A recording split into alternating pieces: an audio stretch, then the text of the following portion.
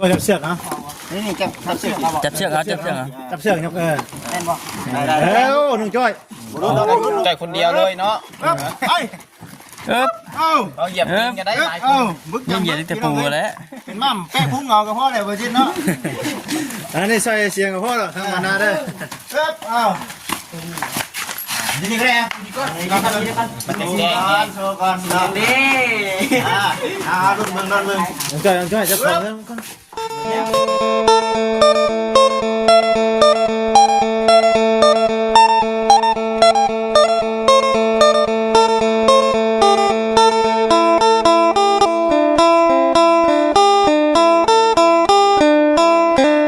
กำลังขี่ทางไปข้างนอกเลยบ่เนาะ ไปทางไหนน่ะเนาะพุ่น ว้าวเนาะ จังได๋ พี่น้องก็จะทักทายสบายดีเด้อพี่น้องเด้อ เนาะบาทเนาะ ว่านี่คือว่าอยู่ดีๆว่ะเป็นอะไรเฮ็ดเวียกหนักไปแล้ว ไปใช้นั่น บ้างยังมาบ้านก่อน เมื่อบ้านบ่สบายดีเมื่อบ้านเมื่อบัดมื้อเลยบ่ โอ้ยเมื่อมึงเอ้ยมาสบาย บ่สบายอันน่ะปีนะ โดยเดี๋ยวจะมากลับมา โอเคจันโอเคโอเคค่อยไปค่อยมาน้องดาวต้องรีบกลับบ้านด่วนพี่น้องเลยโอเคน้องโอเค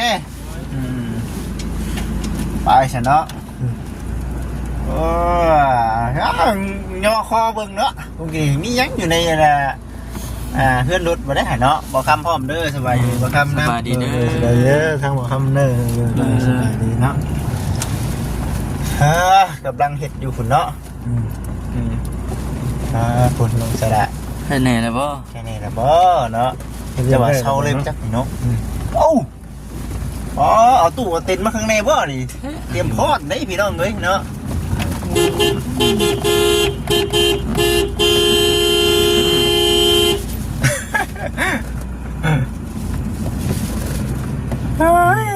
มาถึงแล้วพี่น้อง ยังเนาะจิตบ่ได้หันเนาะ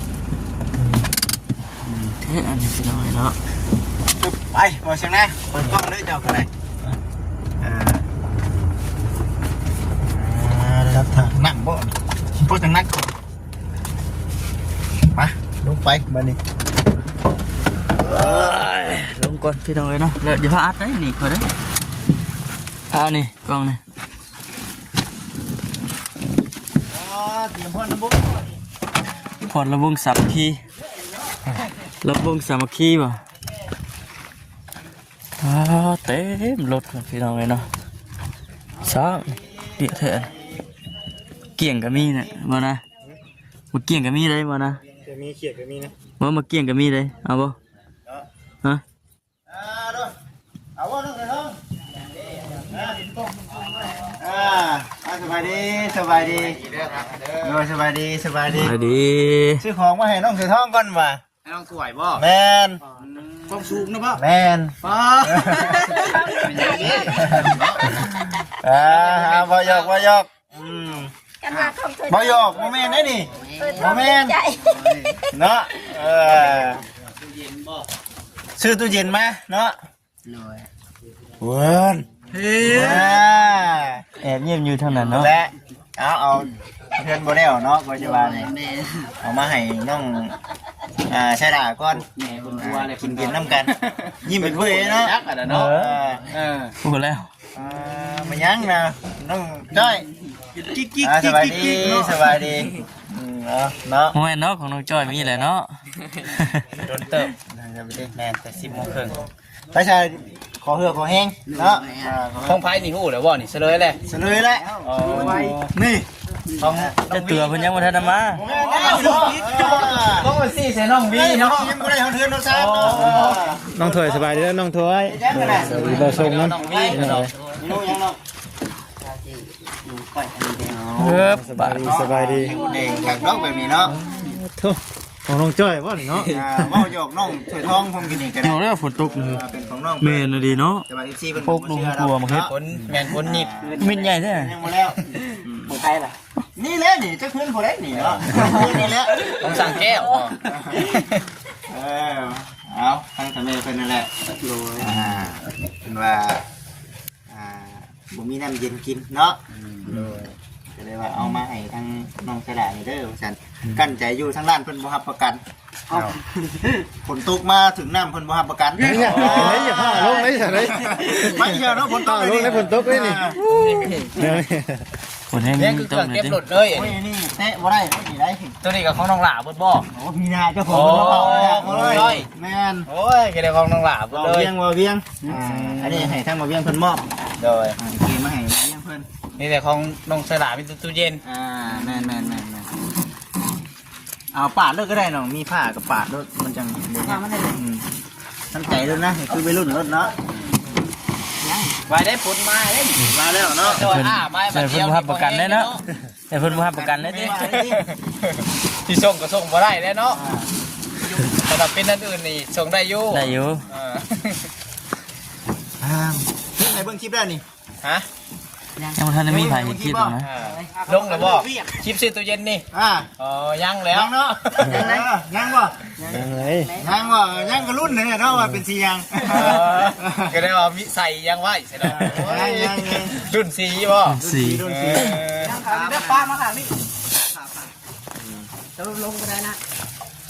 ผลมาเลยนี่ผลมาประกันได้ นี่มันกันฝนได้อยู่เนอะ กันได้อยู่ ขันมันตกมา นี่ เอง ฮู้กระจ่องอ่ะนะ ทุกวันจองบ่ กันฝนได้อยู่ ได้อะไรผมไปหามีด เนาะ ยังไม่เห็นมีดอยู่ เอาไปพุ่น ป้ามีเต็นท์อีหยังแน่เนาะ มาแล้ว มาแล้วมาแล้ว แล้ว คนน่ะตี้มา คนมา เฮ้ยเว้ย จังไดก็ตามแต่จะให้มันล้มเนาะ แม่แหง ทำล้มนี่ไปเลยอันนั้น เต็นบ่ เด่นน่ะผูกเชือกไว้ทั้งแม่เลยผูกแล้วบ่ได้เนาะ ให้น้อง จับ จ้อย เชือก น้อง มัน ตา จับเชือกมัน จับเชือกอ่ะนะจับเชือกอ่ะมันจัง ยกเชือก2คนก็ได้ ได้ยี่ดอก ฮะโอ้ได้อยู่ จับเชือกนะ ได้อยู่บ่เอา ดูท่าหนาเลย เป็นอยู่ว่าจับเชือกนะ นี่จับเชือก จับเชือกเอาจับเชือกเอา จับเชือกยกเล่นบอก แล้วน้องจ้อย จ้อยคนเดียวเลยเนาะ ไป เอ๊บ เอา เอาเหยียบกินกันได้หลายค เอา น บึก ยังเหยียดแต่ปูแล้ว เป็นมั่มแป้งพุ่งเงากับพ่อเลยบ่จิตเนาะ อันนี้ใส่เสียงกับพ่อหรอทำมานาได้ เอาดีๆก็ได้ดีก่อนดีก่อนดีก่อน มันจะแจ้งไง โชว์ก่อนเนาะ นี่ รุ่นเมืองรุ่นเมือง น้องจ้อยน้องจ้อยจับของแล้ว เห็นแล้ว บ่ได้พออย่างนี้เนาะอยากเบิ่งไว้นะ จับทุ่มตัดอะไรนี่เนาะ ลำวงทุ่มแบบเดียวกันน้องดาวเนาะยี่ห้อเดียวกัน ตรงนี้แหละอยู่ไหนนี่ป่าแท้ มีเป็นอาหารมาก อาหารว่า ป่าโย่ไม่เจอเราป่าเช็คบินโคตรเอาเงินเลย ปลา ไม่ได้ไปเพื่อนน้องจ้อยแล้วบัดนี้เนาะ ครั้งแล้วเนาะ ปลากระดิ่งนี่เนาะมีแต่บ่พ่อเสียบเนาะ เริ่มแห้งกันได้ฝน ปุ๊กเป๊กมาเลยมือก็ได้เนาะอ๋อตู้ปลากระดิ่งนี่เนาะ น้ำติดใจ หาดาวข้างแน่เนาะ ดาว ดาวมือนี่ ทุกเนาะ นี่3,300,000 ล้าน3,900,000นี่เด้เนาะเก็บไว้เด้อเนาะ เจ้าได้ว่าบินเจ้า ฮะ บินเจ้า ว่าบินอันนี้นั่นนี่ว่าให้บุเก็บดอกมีแต่ ติดนก ให้ทั้งคนเก็บรักษาไว้เนาะเราเป็นหาประกันปีนึงนี่แหละ เราต้องข้ามเรามาประกัน ว่าไม่เปลี่ยนน้ำขอเจ้าโมปากน้ำเลยคือว่ามันต้องไปแก้ไปนี่นะครับประกันว่ามันถือน้ำโมปากเลยเอ้ยนะนี่แต่ว่าเอาเขาไว้ก่อนบ่ โดย ก่อนเสร็จเอาไว้กับใครก่อนไหมเอ้าลืมแป๊บนึงยังนี่ดิ มียังเหรอ มีอย่างนี้บัตรเนาะ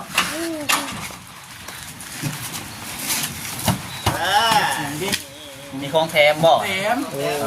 แต่มีของแทนอีก มีของแค่อีก ต้องพี่น้องเนาะคือหลายอย่างแน่ เอาเบิ่งดู อย่างเด้ เบิ่งดูเนาะ โทรศัพท์มาจักก็ซื้อตู้เย็นแถมโทรศัพท์ คุ้มเลยเนาะ ก็กันสิไปซื้อค่ะ เราสักข่อยแห้งสิดิ คือห้านเดียวครับน้องอนา ดาวเนาะมันก็ได้ให้แบบเดียวกันเลยกะต้ม กระติกน้ำห้อนเสียบลูทูธเอา เชื่อมบลูทูธบ่ดุนนี่ แม่นเนาะ ก็เชื่อมบลูทูธเสร็จแล้ว ทันสมัยเลยเชื่อมาเถอะ สมัยแบบไร้สายด้วยนะ แบบแม่บัดนี้เนาะมีแต่อันน่ะใส่น้ำเนาะใส่น้ำเย็นน้ำ มีทั้งเย็นมีทั้งห้อนเนาะตู้เย็นก็มี ห้อนก็มี ห้อนก็มี เนาะให้ทางกะดีบัดนี้เนาะ เดี๋ยวมาม่าเนาะ มาม่าของใหม่ ไอ้แม่มาเบิ่งแล้วบ่แม่ อ่า เบิ่งแม่ ให้แม่เอาเบิ่งน้ำเนาะ ตัวสั่งแก้วว่าคนเขาเจ้ามาว่ะเพื่อนว่ายังไปอันน่ะเช่าเนาะไปเช่า เพิ่นออกไปนอกบ่นี่เพิ่นยังไม่ทันพูดซ้ำบ่จ๊ะ เอาอยู่บ่นี่น่ะ แล้วจะทำไม เนาะ ทำมา เดี๋ยวเมื่อเลยเนาะ อยู่ อยากกินน้ำเย็นอยู่ดิ แม่ไปกินแต่ขนมจ่อยเที่ยวไปอารมณ์ เพื่อนน้องจ้อยเพื่อนน้องดาว แม่ เอาผมก็มาแล้ว เพื่อนมาแล้ววันนี้ใครเนี่ยจะเอาลงบนแล้วเนาะ เดี๋ยวอยากล่างของใหม่มาจักเนาะคงจะมาฮอดตกหล่น ไปมาล่าง มาล่าเลยชื่อ เห็นว่าสิเนาะ ก่อนมากกันหนึ่ง 1 2 3โอเค โอเคสิลองเลยไปเขาเตรียมบัตรนี่ก็ได้เอาเข้าไปไหนเนาะ เสียบได้เลยบ่นี่ หมูฮอดเสียบแล้ว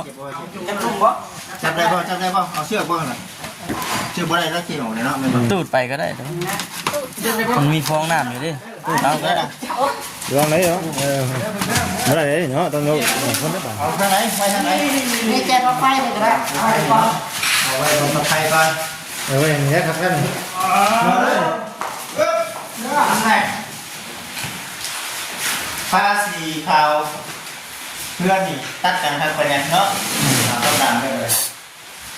เต้เอาไปก็นั่งแบบต่อสู้กับเพื่อนอยู่ที่นั่นเลยดูเนี่ยต้องดีเนาะ หมอด้วยเนาะตั้งมันนี่ก็หมออยู่ได้ เหมาะอยู่ แต่ว่า ต่อมาในไฟ รุ่นนี้มันสองคือรุ่นใหม่เลยเนาะ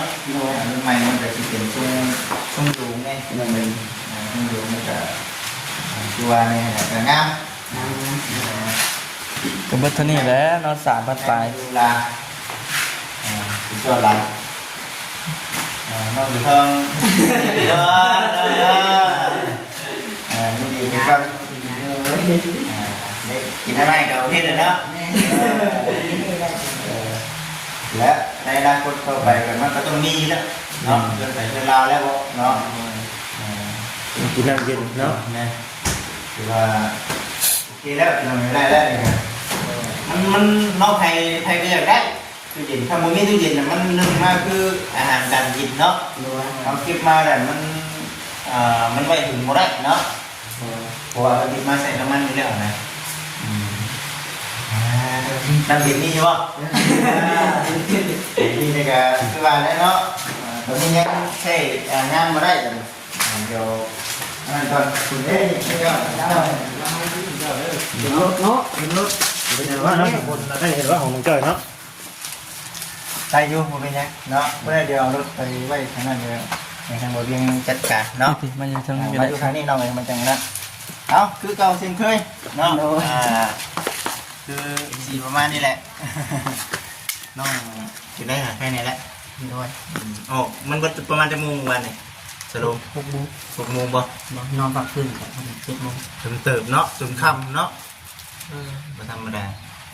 น้องถือท่องเป็นยังไงเพื่อน ก็แล้ว ก็แล้ว โดยคุมวงกบแล้ว คุมวงกบแล้วเนาะ เที่ยงเลย วันนี้ชีดำเนินการกันก็ต่อวัน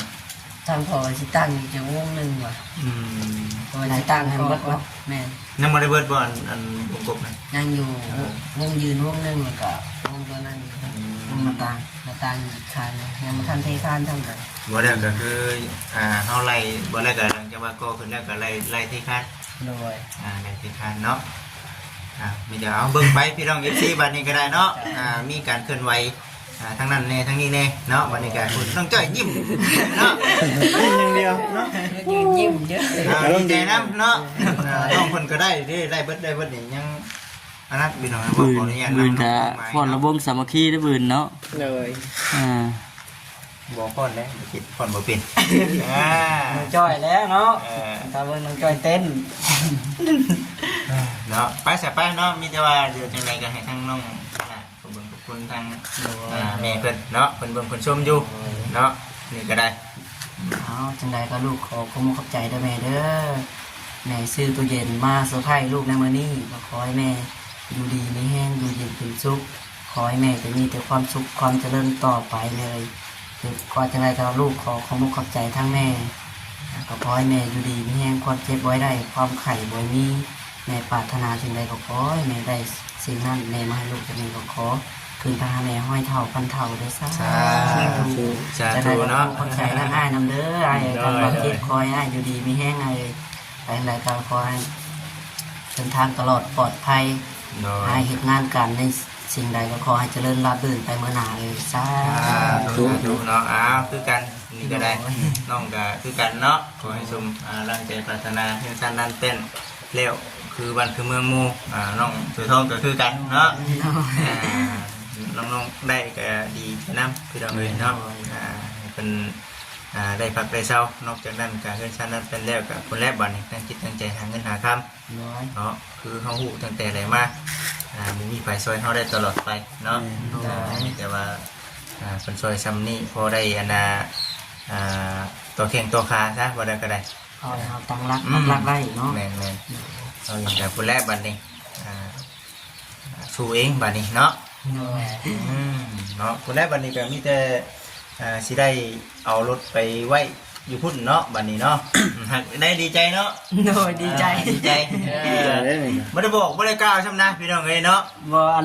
บ่คิดจับเลย มาแบบโอ้โหเลยเนาะมาแบบสะพายน้องสลาเลย อ้าวของไปเด้อเห็นบีบเก๋มาสุดท้ายกิ๊กเนาะเอามีแต่น้องเพิ่นนี่แหละพี่น้องบัดนี้ก็ได้มีแต่ยังคือเขาว่าเนี่ยมีสองหลังบาดน้องดาวเพิ่นมีเนาะน้องจ้อยก็มีน้องเซล่าก็มีน้องไม้กับน้องเสือทองน้องเสือทองเขานี่ยาและน้องเสือทองนี่เมายังดอกเนาะ ไปยังติ เมายังเรียกกับพ่อดอกน้องเสือทองนี่ เรือนกันยัง เพื่อนยังบริบูรณ์บริทาคือหมูยาและว่าน้องเสือทองว่ามีกับที่ใส่หาเงินได้กับบุคคลชื่อดอกเนาะเห็นเพื่อนเห็นมันแล้วคือบอกน้องคนกันเลยยางน้ำลังได้สิเนาะยางน้ำลังห่อน้ำลังเนี่ยเนาะเนี่ยผมเป็นวายอยู่ไปสันเนาะน้องเดี๋ยวจะบรรยากาศแม่หนูจะมานางก่อนหาอ้ายคนคืนเงินแน่มือคลิปต่อไปก็ได้เลยนี่ก็ได้แล้วสิเป็นยังไงมาเลยแหละ ยังนี่เนาะสันเมฆ หาเลยได้นี่อ้ายคนนี้หาแท้อ้ายบอกคลิปแล้วบอกเชียงนาบอกคำเนาะคืนเงินให้ซาน แต่งานบอกเลยนะได้ขึ้นเฮือนเนาะ เฮือนเนาะเฮือนใหม่เฮือนงามได้เนาะโอ้โหขึ้นทรงบ้านเลยมือนี่เนาะ กันเลยนะ เขาน่าจะใช้นี่นิ่งๆเลยเขา สวยป่ะ เลย กล้าประมาณจะโมง บ่เบี้ยวประมาณ11 โมงเลย ประมาณ11เนาะ11พอดีเลยแหละพอดีแล้วอยู่บ้านพีนเนาะกะชี คิดว่าหายเลย เป็นสาวดำบ้านพีนเนาะทางบ้านจะ เฮ้ยเนาะเนาะมาได้ต้องเย็นเห็นบัตรเลยเนาะ พุ่นเฮ้ยน้องจ้อยพุ่น ลงแล้ว แม่น ได้สองเด้งด้วยนะเราเนาะ ได้สองหน่วยเนาะวันนี้แล้วมาใส่ซีนสบายดีแน่เลยบ่ ไอ้นั่นไปหาหลอดยืมไม่ได้ฉันไปสาวเอา ยืมไม่ได้มันยัง ยืม ก็ ไม่ได้มันบ่มียืมทางน้ำแข็ง ทางน้ำแข็ง เพลงในสังเกตไปทำแล้ว ไปห้านเสาเอาตัว แล้วรับ2-3,000ผมทางใหญ่ๆนะ ทาง เข้าซื้อนี่ เสา บอกเพิ่นว่าเสาเป็นชื่อมันก็สินั่นเด้อ ไอ้เสากับบุแพงเนาะทาง1 4เป็นกีบตัวทางตัว200 ลิตรเราซื้อบุ200 ลิตรเนาะมันมีทางโน้นที่ได้ทางเลยทาง10 ลิตรนะ มีได้อะไรบ่ได้ครับ ได้ เนาะหายากชอบเล่นเนาะไปเสร็จเนาะมีแต่ว่าสังเกตไปเบิ่งดูได้ดูนะของไฟ แก๊กของไฟแล้วเงินบัจิตเอามาไว้ชื่อนี่แล้ว มาส่วนผลก่อน พาไปก่อนเนาะ ยันมาสิไปยันต้องเจ้ายันหันคนตกเด้ ไม่เสียไฟ งานปึ๊บอยู่ในของใหม่เนาะ ของไปดิ ฮะ ของไปของจะต้องกันหรอ เอาลงสระอีกแล้วเนาะ ของเราต้องนี่ ต้องถือห้องหมอเพื่อนเพื่อนก็เล่น เนาะ เนาะ ท่านแล้วต้องซื้อให้นี่แหละอีเมย์เพิ่นทางเดียวเมย์เพิ่นฝากมาชื่อตู้เย็นมาให้ยินข่าวว่าบุมีน้ำ ต้องสแกนยังไงเนาะเนาะ เห็นเปียกเห็นงานเมื่อย สแกนเป็นหันแบบนี้เด้สแกนไลน์มัน ลงจ่อยเปียก โอ้สแกนไลน์นี่ เพิ่นก็มีสร้างเรื่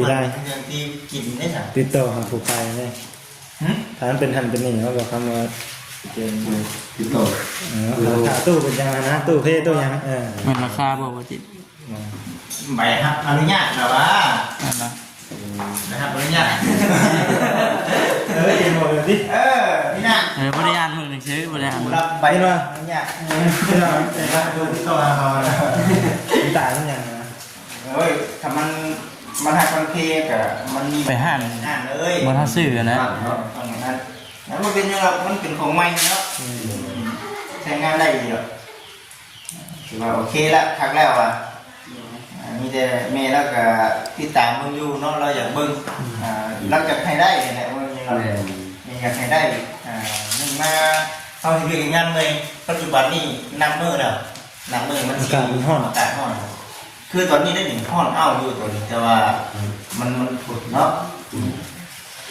คุณตาคุณปู่ฝนมันก็สีด้านไหนนี่มีแต่ตัวแล้วรักษาไว้ใส่มันนาครับสมมติว่าเขามีเงินปูก็เนี่ยก็ค่อยเนี่ยไม่มีปัญหาเนาะมันกลับคืนได้อะไรเอาสันเนาะผู้ใดเดี๋ยวสิไปหาทั้ง